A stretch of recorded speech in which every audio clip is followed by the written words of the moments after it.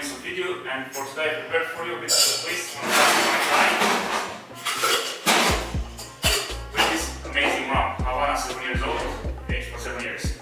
So for the first ingredient I've used to use fresh lime juice, 30 milliliters.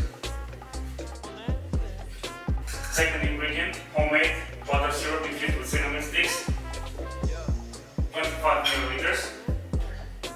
For the following ingredient, I've chosen to use a liquor that works very well with the nut flavors from our rum. Maraschino liquor, 15 milliliters. And of course, the star of the day, Havana Club 7 years old, 40 milliliters. We will combine the ingredients together.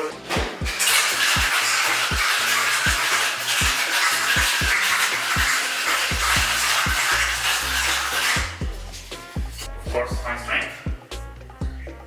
One more thing, I've created a foam made of almond milk, egg white, and toffee nut syrup. Goes very well with the aromas in our rum. A sprinkle of roasted walnuts, and as a garnish, beautiful cherries. Enjoy, guys. Here's my entry for Havana Club Recipe Hub. Cheers!